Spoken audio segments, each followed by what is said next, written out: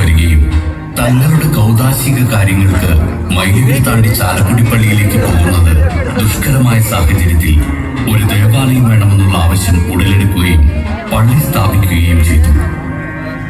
എന്നാൽ കാട്ടാനകളും മറ്റു വന്യജീവികളും ദേവാലയത്തെ നശിപ്പിക്കുകയും ദിവ്യബലിക്ക് തടസ്സമായ സാഹചര്യം സൃഷ്ടിക്കുകയും ചെയ്തു.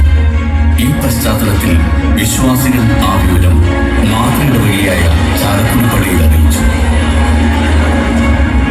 അന്നത്തെ വികാരി വിശുദ്ധ അന്തോണീസിന്റെ അത്ഭുത സിദ്ധികളുള്ള ഒരു തിരുസ്വരൂപം പേരാമ്പ്ര പള്ളിയിൽ പ്രതിഷ്ഠിക്കാൻ നൽകുകയും ചെയ്തു.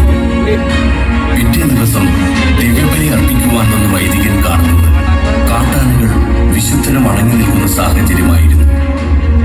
അതിനുശേഷം കാട്ടാനകളുടെയും മറ്റു വന്യജീവികളുടെയും ശല്യം നിലയ്ക്കുകയും ചെയ്തു എന്നാണ് വിശ്വാസം. നൂറ്റാണ്ടുകൾ കഴിഞ്ഞിട്ട് പോലും എല്ലാ വർഷവും ജനുവരി 29 നടക്കുന്ന അമ്പപ്രദക്ഷിണ സമാപനത്തോടനുബന്ധിച്ച് ചർണയക്കൂടുകൾ ദേവാലയത്തിന് അഭിമുഖമായി നിൽക്കുന്നത് പേരാമ്പ്രയിൽ നടന്ന ഈ അത്ഭുത സംഭവത്തെ ഓർമ്മിപ്പിക്കുന്നതാണ്. പരിശുദ്ധ ദൈവമാതാവിന്റെ നാമം നൽകാനിരുന്ന പേരാമ്പ്ര പള്ളി, പുണ്യവാന്റെ പള്ളി, പുണ്യാളച്ചന്റെ ദേവാലയം എന്നീ വിശേഷണ നാമങ്ങളിൽ അറിയപ്പെടുകയും വിശുദ്ധ അന്തോണീസിന്റെ പേരിൽ പ്രതിഷ്ഠിക്കപ്പെടുകയായിരുന്നു എന്നുമാണ് ഐതിഹ്യം.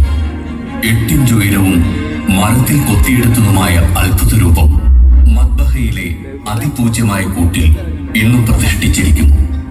നൂറ്റാണ്ടുകൾ പഴക്കമുള്ള ഒറ്റത്തടിയിൽ തീർത്ത ക്രൂശിത രൂപവും വിശുദ്ധ അന്തോണീസിന്റെ അത്ഭുത സിദ്ധികളുള്ള തിരുസ്വരൂപവും പേരാമ്പ്ര പള്ളിയുടെ പഴക്കത്തിന്റെയും പാരമ്പര്യത്തിന്റെയും ആക്കവും തൂക്കവും കൂട്ടുന്നവയാണ്.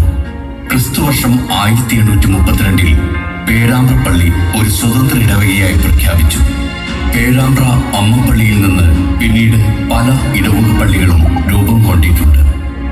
1915 മുപ്ലിയം അസംഷൻ ദേവാലയം, 1923 Moonnumuri saint John the Baptist ദേവാലയം, 1943 കനകമല സെന്റ് ആന്റണീസ് ദേവാലയം, 1962 മറ്റത്തൂർ നിത്യസഹായ മാതാ ദേവാലയം, 1970 കൊടകര സെന്റ് ജോസഫ് ദേവാലയം, 1974 തേശ്ശേരി സെന്റ് മേരീസ് ദേവാലയം, 1981 വല്ലപ്പാടി ദേവമാതാ ദേവാലയം.